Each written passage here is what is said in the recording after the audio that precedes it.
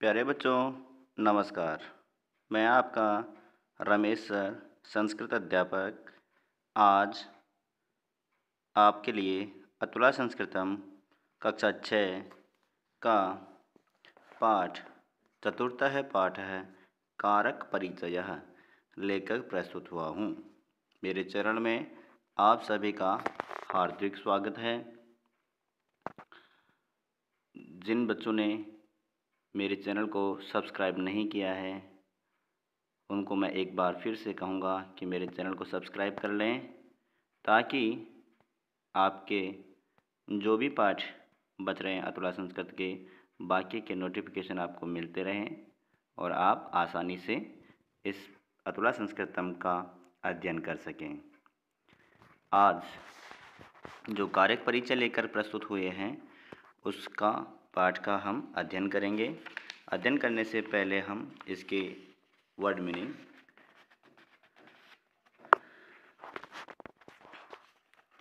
पठती पढ़ना या पढ़ता है, गजम हाथी को, भोजनाय भोजन के लिए, ग्रामस्य गांव का, हे ईश्वर हे भगवान, कंदुकेन गेंद से, वृक्षात पेड़ से अलग, कूपः कुआं। इस प्रकार से एक और इम्पोर्टेंट बात है इसमें, हमारे जो व्याकरण पाठ है वो क्या है कि क्रिया के संपादन में जिन शब्दों का उपयोग होता है उन्हें कारक शब्द कहते हैं। नंबर 2 कि क्रिया के संपादन में मुख्य रूप से 6 कारकों की गणना होती है।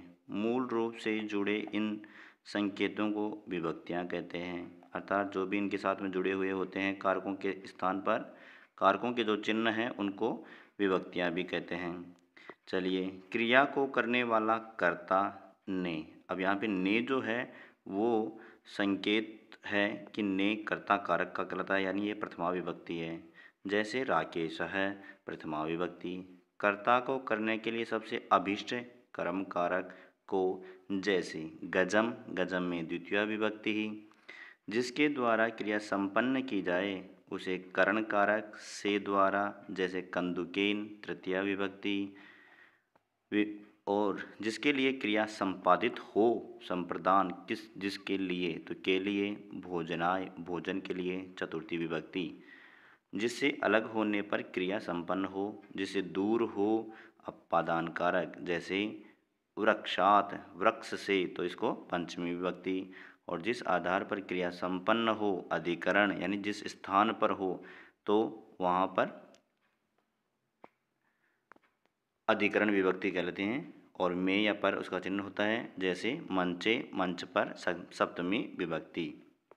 इस प्रकार से यह 6 विभक्तियाँ होती हैं, 6 कारक होते हैं, लेकिन विभक्ति 7 होती है। तो यहाँ पर जो षष्ठी संबंध विभक्ति है उसको भी हम षष्ठी विभक्ति कहते हैं, संबंध कारक को।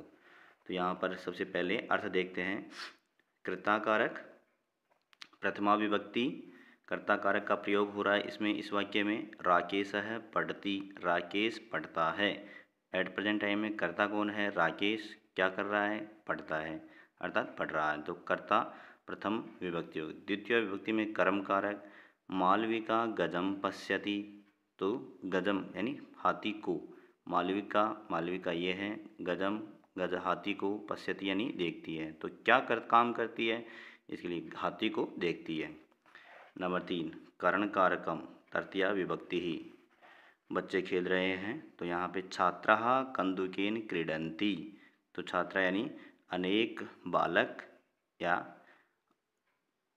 अनेक बालक गेंद से खेलते हैं, अर्थात बालक गेंद से खेलते हैं। संप्रदान कारकम चतुर्थी विभक्ति, तो यहाँ पे संप्रदान विभक्ति है। गणेश है भोजनाय गच्छति, गणेश भोजन के लिए जाता है।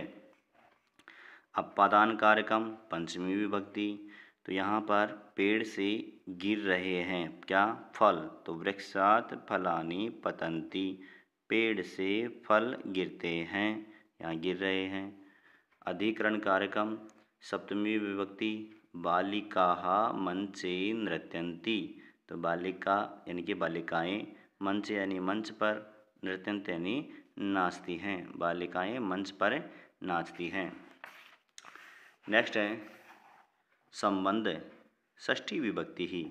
संबंध है कि किसी के साथ में कोई ना कोई संबंध होना चाहिए। ईसह ग्रामस्य कूपः अस्ति। ऐसा यानी यह, ग्रामस्य यानी गांव का, कूपः यानी कुआं, अस्ति यानी है, यह गांव का कुआं है।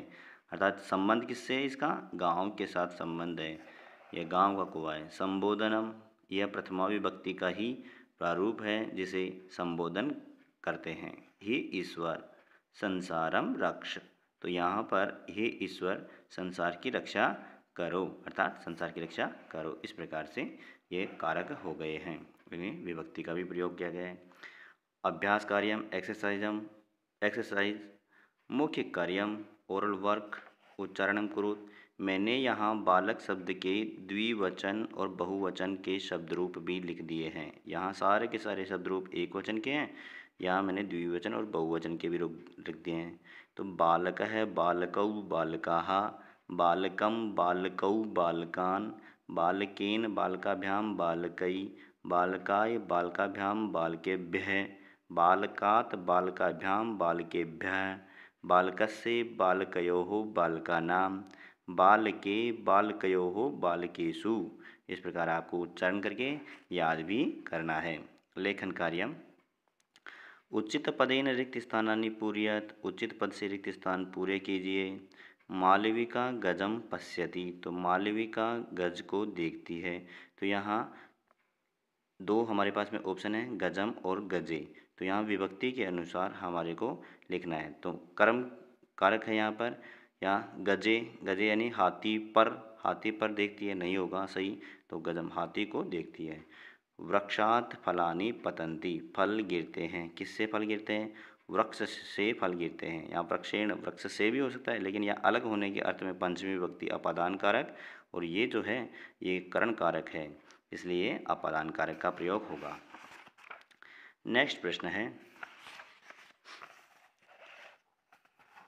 कंदुकेन या कंदुकात का प्रयोग करना है इसमें। छात्राः क्रीडन्ति, किससे खेलते हैं? कंदुकेन, गेंद से खेलते हैं, अलग नहीं हो रहे। यहाँ कंदुकात अलग होने का अर्थ है, यहाँ अलग होने का अर्थ नहीं है। तो कंदुकेन कंदुक से खेलते हैं, गेंद से खेलते हैं। गणेश है गच्छति, गणेश किसके लिए जाता है? भोजनाय, भोजन के लिए जाता है। बालिकाः नृत्यन्ति, बालिकाएं नृत्य कर रही हैं, किस पे कर रही हैं? मंचे, मंच पर। ऐसा है कूपः अस्ति, ग्रामाय या ग्रामस्य, ग्रामाय यानी ग्राम के लिए, ग्रामस्य यानी गांव के या गांव का। तो यहाँ पर गांव का, ग्रामस्य कूपः अस्ति। उचित है उचिते विभक्ति वचने लिखत, उचित विभक्ति और वचन लिखना है आपको।